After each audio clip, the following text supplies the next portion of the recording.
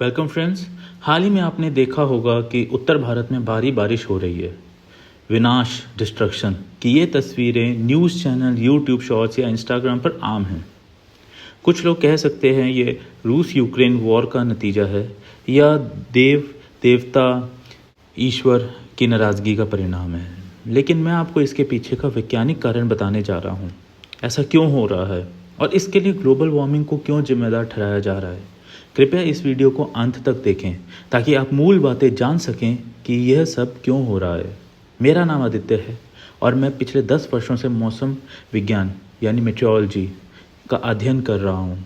पहले हमें 3 शब्दों के बारे में जानना होगा: ग्लोबल वार्मिंग, ड्यू पॉइंट यानी ओस पॉइंट और orographic lifting.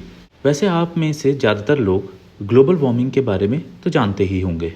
Global warming carbon dioxide या सल्फर डाइऑक्साइड जैसी गैसों की वजह से होता है। ये गैसें पृथ्वी का तापमान बढ़ाती हैं। पृथ्वी का तापमान बढ़ने का अर्थ सिर्फ एटमॉस्फेयर का तापमान बढ़ना नहीं है, इसका मतलब यह भी है कि समुद्र का तापमान बढ़ना। दूसरा है ड्यू पॉइंट। ड्यू पॉइंट वह तापमान है जिस पर हवा अपने अंदर की नमी छोड़ती है।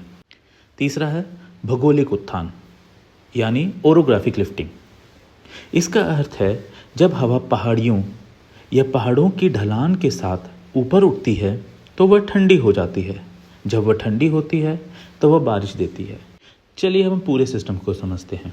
दरअसल जब सूरज समुद्र, महासागर या झीलों पर चमकता है तो पानी इवेपोरेट करता है। यह पानी हवा में नमी पैदा करता है। हवा के मॉलिक्यूल्स के बीच में पानी के मॉलिक्यूल्स विस्थापित रहते हैं। गर्म हवा को वार्म फ्रंट भी कहा जाता है। जब ये वार्म फ्रंट यानी गर्म वातावरण तटों पर पहुंचता है, इस केस में विशेष रूप से मुंबई के पास, तो यह कोंकण पर्वत श्रृंखला से टकराता है। आप लोनावला, खंडाला के बारे में जानते ही होंगे। जब हवा इन पर्वत श्रृंखलाओं से टकराती है तो वो ऊपर उठती है। जैसे जैसे वो ऊपर उठती है वो ठंडी होती है और उसके ड्यू पॉइंट पे वो पानी छोड़ देती है। हवा का ये व्यवहार लोहे की तरह है। लोहा जब गर्म होता है तो फैलता है और लोहा जब ठंडा होता है तो सिकुड़ता है। ऐसे ही जैसे हवा ऊपर उठती है तो वो सिकुड़ती है। जब वो सिकुड़ती है तो अपने बीच की जो पानी नमी होती है उसको छोड़ देती है। इसकी वजह से बारिश होती है। यही कारण है आप बादलों को आसमान में देखते हैं जहाँ पे हवा ठंडी होती है। पर कुछ हवा ना इन पहाड़ों के बीच के गैप से या निकल जाती है और ये हवा पहुंचती है सेंट्रल इंडिया पे। सेंट्रल इंडिया पे जब ये हवा चलती है तो ये और नमी उठाती है और ये फिर जाके हिमालय के पर्वतों से टकराती है। हिमालय के पर्वतों की हाइट के साथ जैसे जैसे ये हवा ऊपर उठती है ये पानी छोड़ देती है।